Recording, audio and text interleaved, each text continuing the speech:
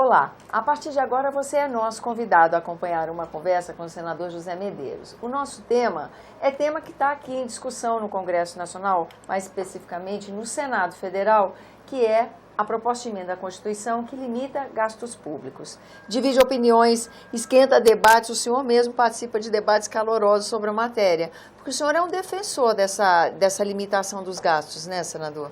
Eu quase apanhei por causa dessa PEC. Nós estávamos num debate lá na CAI, de repente começaram a vaiar, um sujeito começou a gritar comigo, e enfim, de repente ele ficou lá apontando o dedo, tipo, eu vou te pegar. Falei, nossa, esquentou. E até pedi para a segurança retirar de lá, mas enfim, o debate está muito quente, mas é importante fazê-lo. Tá quente, mas é bom que a gente se concentre na matéria em si, né? A questão, Exato. Por exemplo, o calcanhar de Aquiles para quem critica a matéria. Recursos para a educação estarão comprometidos. No entanto, a gente viu o relator da Lei de Diretrizes Orçamentárias falando que só nesse próximo orçamento, para 2017, já vai ter uma injeção considerável de recursos novos, né? E 2018 a mesma coisa, antes de que haja uma limitação de gastos para esse setor. O senhor acha que isso será providência suficiente para defender, preservar uma educação que ainda nem é de tanta qualidade assim, né? Olha, eu vou citar aqui, principalmente o Partido dos Trabalhadores e os seus anexos, os partidos que lhe acompanham, eles acharam uma bandeira.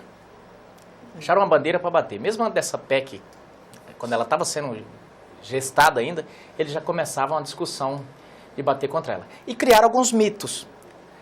Eles estão criticando o que a PEC não diz. Por exemplo, os estudantes do ensino médio estão invadindo escola, essa coisa toda, porque eles disseram que a educação será prejudicada. Além de ser uma mentira, o ensino médio e o ensino fundamental, eles não são afetados por essa PEC, porque esse ensino são os estados e municípios que são responsáveis por eles. E essa PEC diz a respeito dos gastos federais da União.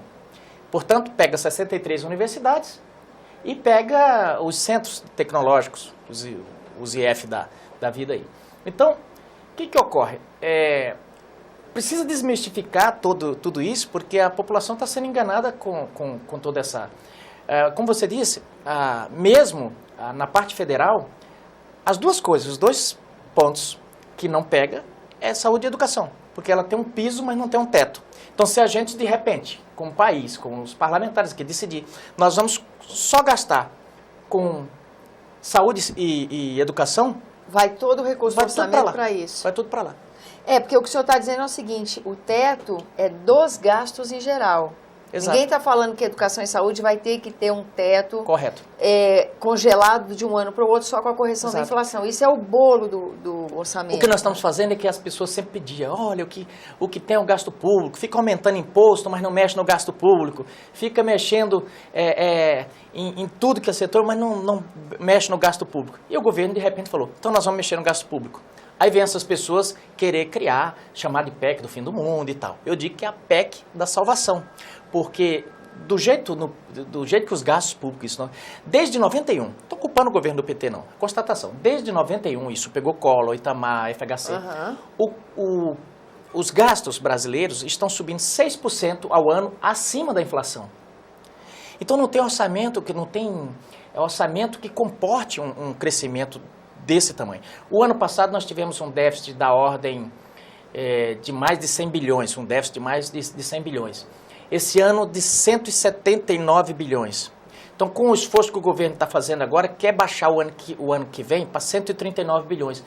Mas se continuar crescendo, você veja que a nossa dívida já está em 4 trilhões. O Lula disse, olha, nós pagamos a dívida eterna, acabamos com... O Brasil não deve mais nada para ninguém.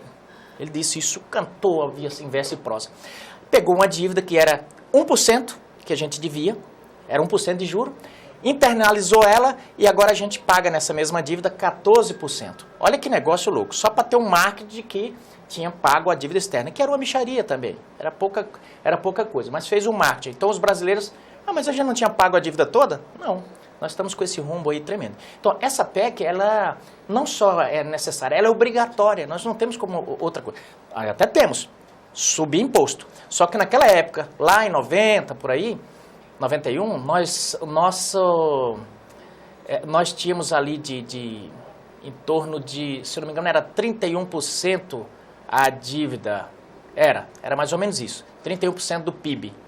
Não, a nossa carga tributária era em torno de 21%, 21% a 22%, naquela época, 21% a 22%. Agora nós estamos com a carga tributária bem mais de 30%. Então já não comporta mais subir mais impostos, senão as pessoas não dão conta de pagar. E aliás, as receitas das empresas e de todo mundo está caindo. Então não dá para... Vai pegar mais dinheiro? Bom, aí vai ter que pagar mais juro. Isso aí é um ciclo. Então realmente a gente tem que atacar o limite de gastos. Mas aí, lógico, faz esse banco político acima. Senador, por exemplo, a gente vê há mais de 2 anos, acompanha aqui o trabalho da Polícia Federal com a Lava Jato, a gente vê bloqueio de recursos que estavam sendo desviados. Eu pergunto, se a gente recupera esses vultuosos recursos que foram desviados e elimina essas práticas que geravam esse desvio, não há também que se contar com um montante maior para a gestão? Você não tem dúvida disso. Por que isso não é contabilizado? Muito mais do que estancar de que recuperar os recursos, estancar os ralos, né? Isso, que a gente tem esperança que é isso que esteja acontecendo. Eu não tenho dúvida. Né? E já mudou um pouco. Você vê que nessa campanha, teve Caixa 2? Teve Caixa 2, mas já bem menos. Teve gasto? Teve, mas já bem menor. E outra... E o problema não é só o Caixa 2, né? Exato. É o dinheiro que vinha de N formas, né? Aliás, era um dinheiro público que tinha um atravessador chamado empresa privada que ia para lá. A empresa privada servia apenas para lavar o dinheiro. Para lavar esse dinheiro.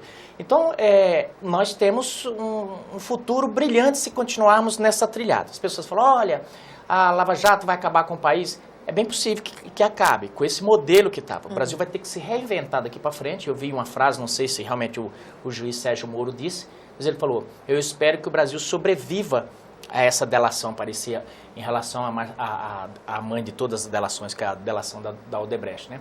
Mas eu falo, o Brasil não só vai sobreviver, como vai se reinventar. Depois de uma crise muito grande, as pessoas têm a oportunidade de trilhar um caminho diferente. Mudar esse modelo, né? E aí passa por aí essa mudança de modelo, a reforma política. O senhor está animado? O senhor tem... Todo mundo fala, né? Reforma política, reforma tributária, quem acompanha a política, quem cobre Congresso está cansado de ouvir falar disso e não vê resultado, realmente. Mas também a gente não tinha visto ainda uma conjuntura política como essa, muito diferenciada, né? Isso pode dar a gente um alento, que essa vai ser uma das mudanças de paradigma? Eu creio que a reforma política vai ser mais substancial do que seria. Porque até agora a gente tem feito certas maquiagens, mas que melhoraram com o longo tempo. Nós evoluímos muito. Quem não se lembra que as cidades eram totalmente poluídas, com cartaz caríssimo, aquela coisa, outdoor. Enfim, já melhoramos aquele aspecto. Aquela barulheira de carro de som, já melhoramos. Aos poucos nós temos fazendo. E eu creio que vai ser assim. Eu creio que ela vai ser mais profunda devido a essa eleição que foi agora passada, e devido a esses casos todos. Então eu creio que ela vai vir um pouco, mas não vai ser o fim de tudo ainda, porque aqui vou parafrasear um pensador que dizia, não tem animal com instinto de sobrevivência mais aguçado do que o animal político. Então ele já chega aqui pensando, como é que eu vou fazer para me reeleger? Bem, dificilmente ele vai aprovar algo que possa ser obstáculo nesse caminho. Por isso que eu sempre defendi uma reforma como uma quarentena. E aí um amigo meu disse, não vai funcionar também, porque lá na frente eles vão dar um jeito de mudar. Então, o jeito é ir fazendo paulatinamente mesmo, do jeito que está sendo feito, ir avançando, e eu creio que nesse momento agora vem um pacote bom. Nós vamos aprovar algumas coisas muito boas, assim como a tributária e outras reformas que nós precisamos. Do caos à oportunidade, então. Exatamente.